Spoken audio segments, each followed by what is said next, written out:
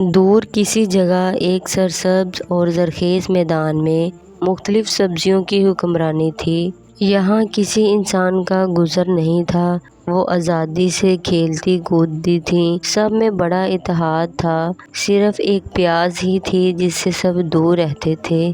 وہ سوچتی کہ شاید مجھ سے ہی کوئی خطا ہوئی ہے، اس لیے کوئی سبزی دوستی اور محبت کا ہاتھ نہیں بڑھاتی۔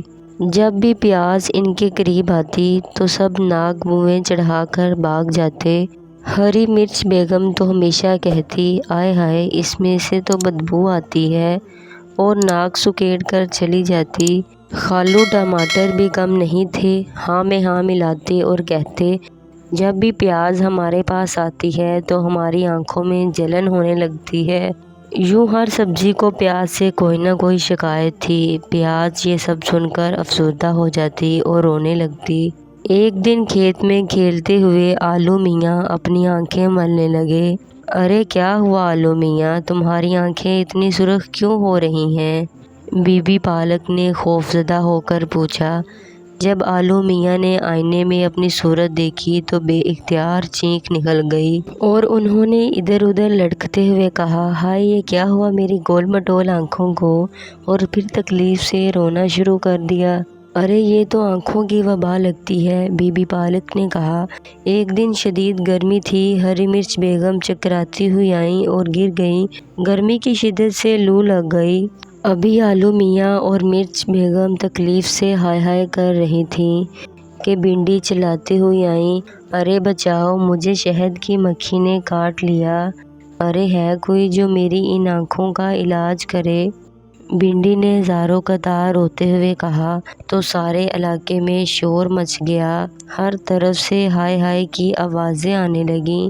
آخر نانی گاجر نے گھبرا کر ڈاکٹر بینگن کو ساری سبزیوں کی بیماری تفصیل سے بتائی۔ ڈاکٹر بینگن نے سب حال غور سے سنا اور فوراً مریضوں کے پاس پہنچے۔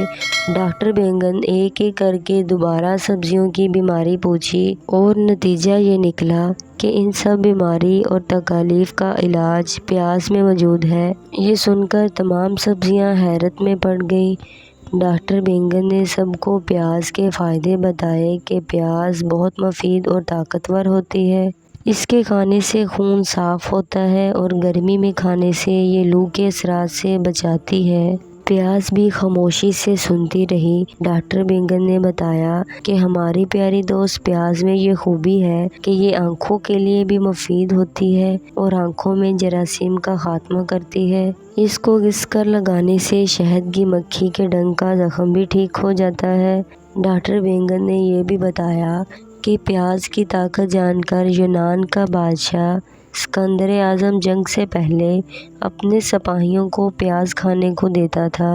دیکھا قدرت نے پیاز میں کتنے فائدے رکھے ہیں۔ یہ سب سن کر ساری سبزیاں شرمندہ ہو گئیں اور سب نے پیاز سے دوستی کا ہاتھ بڑھایا۔ پیاز نے ایک ایک کر کے سب سبزیوں کو گلے لگایا اور سب کی بیماری اور تکلیف دور کی۔ ڈاکٹر بینگن نے بھی اطمینان کی سانس لی۔ پھر تمام سبزیوں نے ڈاکٹر بینگن اور پیاز کے ساتھ صحت یابی کا جشن منایا۔ تو پیارے بچوں، اس کہانی سے ہمیں یہ سبق ملتا ہے، کسی کی ظاہری شکل یا معمولی خامیوں کی بنیاد پر اس کا مذاق نہ اڑاؤ، کیونکہ ہر شخص یا چیز اپنی جگہ قیمتی اور فائدہ مند ہوتی ہے۔